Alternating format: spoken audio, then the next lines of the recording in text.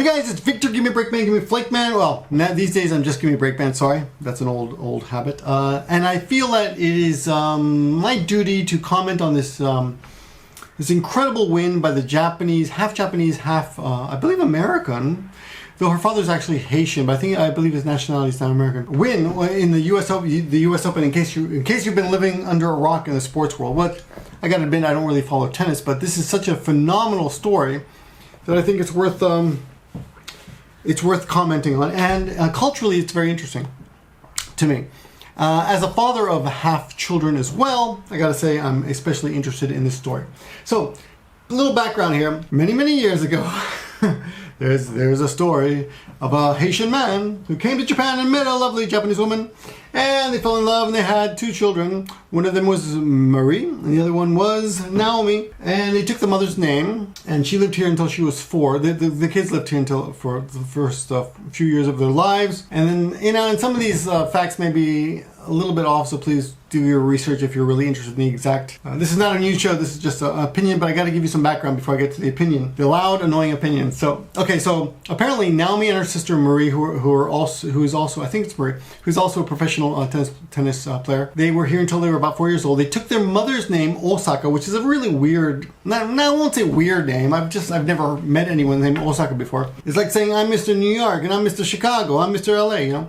Now, Osaka is a name of a big city here. I guess there are people named Osaka here, so it's possible. Anyway, her name is Naomi, or as you would say if you're an American, Naomi Osaka, and she's 20 years old. And when she was 4 years old, she moved to the States. She started playing tennis, practicing, or I guess training in New York City. Then moved to Florida, went pro at about 15. Her dream has always been to be a professional, and especially play Serena Williams, because Serena Williams, come on, she's the best. Even if you don't follow tennis, that woman kicks ass. I mean, she kicks ass across all cultural barriers, all fields. I mean, you've got to basically be living under a rock if you didn't know who Serena Williams is. A very cool woman. I believe she's 37 years old, and last year she had a baby. I think she's won something like 35 or 36 or 37 Grand Slams, or this would have been number 36 or number 37. But she lost to Naomi Osaka, or as you say in Japanese, Osaka Naomi. But here's the thing that this is the reason I'm talking about this. Couple of reasons. Okay, little perspective. This is the first time a Japanese has ever won a Grand Slam in history, and male or female. There is a guy named Nishikori Kei, who last year made 30 to 40 million dollars. Most of it on just endorsements. Naomi has made she just won $3.8 million from just winning this one game. But, you know, that's just the tip of the iceberg, because the amount of money here involved is incredible.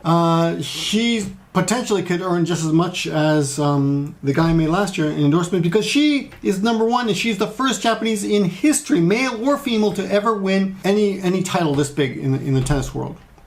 I guess it's called a Grand Slam. I don't know. Anyway, but here's where it gets all weird. She's 20. Serena Williams is, I believe, 37. So maybe I got that number mixed up. Maybe the amount of Grand Slams she's won is 35. Anyway, during the match, Serena had some disagreements with the what do you call them? The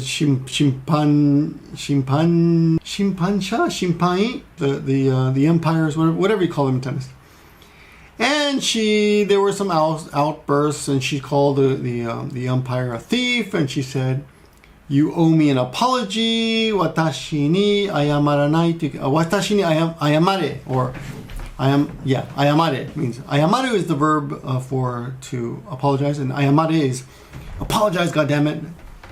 I suppose you could say, "Watashi ni ayamaranai kereba narimasen." You must apologize to me. Anyway, the point is, she was pissed off. You owe me an apology. You owe me an apology. I have never cheated in my life. You owe me an apology. Say you're sorry. And the coach basically, not the coach, the umpire basically accused her of cheating, and she said, "Watashi nante inchiki yatta nai." Inchiki would be the closest in Japanese for cheating. Inchiki. You could say cunning, but cunning is more for tests and stuff. So inchiki or cunning. So here's the point. Naomi Osaka effing won the match, or won the tournament, but this whole thing has been overshadowed by the fact that Serena was expected to win. All the fans there came to watch her win. She was the favorite to win. She was treated badly, which made everyone feel sorry for her and bad for her because not that she would have won anyway if the coaches hadn't ruled against her, but I mean, she probably wouldn't have. I mean, it probably wasn't that, you know, it didn't play that much of an important part in that it didn't give Naomi Osaka the game, but it cast this shadow, this cloud, this dark cloud over the whole event. So instead of everyone celebrating Naomi Osaka's win, which is historic and incredible for a few reasons. One, the fact that she's Japanese. One, the fact that she's the first Japanese ever to do it. Another, the fact that she's half Japanese. A little bit side note, but kind of interesting, is that she's Japanese, but she barely speaks Japanese. Her Japanese, I mean, no offense, Naomi. I mean, hats off to you. You are amazing, but your Japanese sucks. Okay, it's cute Japanese, but it's pretty bad. But I mean, not to take away from her. That who cares? That has nothing to do with the Japanese thing. But what is interesting is that I talked to a few Japanese about this, and they said she's Japanese, but she doesn't speak Japanese.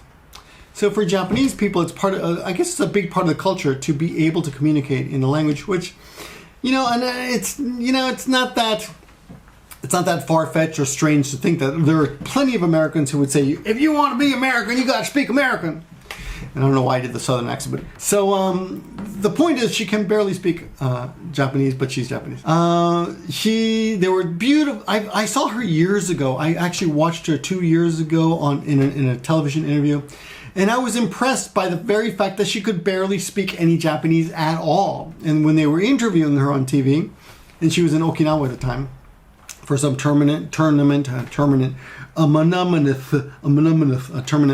was at some tournament in Okinawa, which is the most southern part of Japan. It's like, I don't know, almost like the Keys of the Florida Keys or something. You know, just giving some perspective. It's almost not in the country. Anyway, she was there and they interviewed her and she could barely speak any Japanese and they had to interpret for her.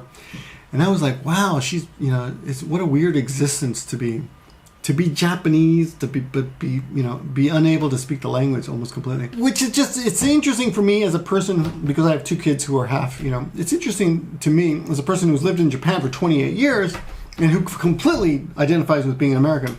I don't consider myself Japanese at all. It's just interesting to me to see how other people identify themselves. So there's that. Anyway, but the crowd here was horrible. They were booing because they wanted Serena to win. It was kind of embarrassing, to be honest. And Serena came out and said, "Oh, you guys are the best. You're the best crowd." And I'm like, "No, your crowd sucks. I would be embarrassed to have that crowd." I mean, yeah, it's great that they're rooting for me, but god damn it. I mean, come on. I lost. Be fucking I'm sorry, but be gracious and just cheer. Come on, Naomi. And the whole spectacle was just embarrassing. The guy in the middle here gives a speech and then hands the microphone over to this black woman in the white, and she says the most annoying thing I've ever heard. She says, "Maybe this is not the outcome that we all wanted." Like, what kind of stupid ass thing is that to say? These 2 weeks, you two have showed your power, your grace, and your will to win. Perhaps it's not the finish that we were looking for today, but Serena, you are a champion of all champions. Okay, perhaps it was not the finish we are looking for today. What? That is not something you say. That's just tactless, if you ask me. What is interesting is that the Japanese media is not focusing on Serena's, on this speech at all, the presentation. They are focusing on the fact that she won and she's the first. And they did focus on the fact that Serena was verbally abusive and that she got a $17,000 fine. Which I will be the first to admit that's all that, I mean, I've read into you can look into this, it's not what this video is about. The Japanese didn't really deal with the presentation so much, which is really annoying. But they did mention the fact that Serena was rude and she got a $17,000 fine. They didn't talk so much about the sexism, which if you look all over Google News or Yahoo News, you'll see that a lot of the articles focus on the fact that this was considered a very sexist. The way the judges treated Serena was very sexist, and I got to say I agree. From what I've seen in the past, and again the little that I follow tennis, it seems that what Serena did was not that out of bounds or unheard of, and the fact that they would fine her $17,000 is just ridiculous. But anyway, it is a shame. I think for everyone, you know, honestly, looking back, and of course, you know, hindsight is 2020. Naomi Osaka should have been a little bit prouder and got up there. She did. She was very polite. She said, "Serena's always been my dream to, you know, play with you." And watch the video. I'll give you a link in the description. She goes, and this is, you know, a dream come true to be able to play with you. So thank you. She thanked her. And she apologized to the crowd for basically winning. She goes, "I'm sorry. I know you didn't want me to win. You wanted her to win." You know. But I think in a situation like that, you've got to, you know, you got to be a little bit more confident and say, "Hey, I know you guys, maybe you guys were waiting for Serena, but I want to thank you all for coming out." And her delivery, I don't know, seemed kind of weak. And I mean, you can't blame her. She's only 20. And she probably doesn't have experience in this kind of thing, but it was sad. The whole thing was sad. The whole thing made me sad, and I know a lot of other people who saw this in Japan just thought it was kind of sad. You know, everyone involved could have done better.